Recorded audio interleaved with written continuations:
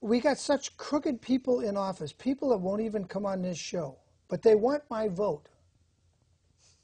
But they won't come on my show and let me answer questions. I'll say 6 judges in this county right now, this election, June primary. I want all those judges to come on and answer questions. I want to ask them why they didn't demand, because they're an officer of the court, that Tom Sneddon be indicted for falsifying evidence in the Michael Jackson trial. And I was a witness. I was right there in the courtroom, watched him get caught, false fingerprints evidence, the phone evidence that they tried to create to say there was a conspiracy and all these phone charges, half a day on that. Then Sneddon wanted to withdraw it from the evidence pool in the court. No. The defender, Tom Mesereau, said, that stays on. Judge said, you're right, it's already been entered, it stays. And the jury looked at all this false evidence and said, there's no way we can convict this guy. We got a pile of crap from Tom Sneddon. Now, Tom Sneddon's probably endorsed you, hasn't he? No. I know Tom. I know kind of briefly. I never was really that close to him because I was obviously Did you he was an elected official, and I was, you know. You wash your hands after shaking his hand? I mean, this guy literally falsified evidence, and it's on the record. And there's millions of Jackson fans hate Santa Barbara County. Yeah. See, I'm not aware of any of this, though, William. Oh, I know. This is way beyond your field. But I've always had good thoughts of Tom. I always thought he was a very honorable, good DA. I did too. So I'm not aware of any of this. Tom Sneddon put some bad people in jail that needed to be in jail. I think he was a successful DA. Well, I know successful DAs that were crooks too, but this thing, what he did to Michael Jackson was so beyond the pale of forgiveness. I have to say, and I know this won't make me popular with Gordy Auchincloss and Ron Zonin and that old bunch of DAs, and certainly not Dudley or Josh Lynn, but I believe Tom Sneddon should be serving time in prison, and that's where he should be getting his. He'll have lots of money in his prison account getting his pension, but he should be in prison. You cannot falsify evidence and then just say, oh, we lost the case. No, no. He had that boy put his fingerprints on the magazine at the grand jury. And the reason we know that because the alert Tom Mesereau, the defense attorney, got the grand jury transcript. And one of the grand jurors said, shouldn't that boy be wearing gloves? Then after the grand jury, they sent it out for fingerprints analysis. So where did the boy get his fingerprint on the magazine when the boy testified he hadn't even been at Neverland for months when that magazine was published? Yet he claimed that was the magazine Michael Jackson gave him in bed.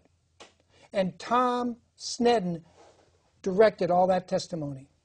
He falsified. Now, if he was a new DA, if he was green behind the ears, and he just got elected DA, and he made a stupid mistake, like giving the evidence to a boy and then sending it out, fingerprint evidence with no gloves on, I would say, okay, he made a mistake. He's a greenhorn. He didn't know what he was doing.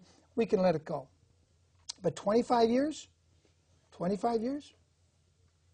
That's like saying if we find 5 years from now that somebody in your office had been pilfering money one way or another, and we say, well, we're just going to forgive him because he worked so many years in the office, we're going to just let it go. Never. We would never forgive him. Well, neither should we forgive Tom Sneddon. The man should be doing time in jail. And I look at the trial. But he should have the benefit of a trial. Of course he gets a trial. Of course he gets a trial. And we bring on the record, we bring the record from the Michael Jackson trial and say, here it is, jury. The man is guilty of sin. And we lay it out. We lay out the grand jury's transcript, and there it is. And put that Tom Sneddon in prison. He needs to do some hard time. Just because you put bad guys, it's like saying if a cop stopped 10 bad guys from robbing Mr. Hagen's house, and every year these bad guys come to rob you, and the cops show up and they stop them. But 1 year... I'd be very happy. Of course you would be happy. But if the same cop came back one day and said, well, you know, I think I should rob Mr. Hagen, and he shoots Mr. Hagen and takes your money. Now I wouldn't be happy. Right, exactly. It's my point. That's exactly my point. Now do we say, well, the cop stopped all these bad guys for 10 years, so we'll just give them a free pass this one time. No, that's not the way it works. That's right. That's not the way it works. That's not the way the American system works. Exactly. Thank you, Mr. Hagen. I wanted to get your agreement. Tom Sneddon should be in prison because the evidence is there. That's not what I agreed to, William. Did I get you? Did I suck you in there, Mr. Hagen? All right. I know you didn't agree to that. I know you didn't. I just pulling a little fast. I know you are. I mean, people won't, if we get too dry about numbers, people will tune out. Start turning the channel, right? Yeah, they'll go to another channel. And I want to give you the last 3 minutes here before we go to tape. We have an interesting tape, people. I promised you. Remember the 6 judges that are not being opposed because the gang of criminals known as the Bar Association has written the laws. It wasn't this way when California was created 160 years ago, plus. But about 90 years ago, they changed the laws. They brought in the Bar Association, and then they said, oh, Mr. Hagen can't run for judge no matter how much experience he got. You have to be a member of the bar for 10 years. That was never the intention of the Republic of California when it was founded. They have corrupted the entire system. Now we got 6 judges. This June primary will not even be seen on the ballot. They're automatically reelected. Listen to what I said. Automatically reelected, and you didn't even vote for one of them. All they had to go out and get 25, 35 signatures, pay a 1% fee of their salary, their monthly salary, and boom, they're automatically reelected. But I couldn't run against him. Cassandra couldn't run against him. Mr. Hagen couldn't run against him. For a salary that pays $171,000 a year plus bennies, and nobody can run against him except approved. And now they do a meet and greet, and watch this.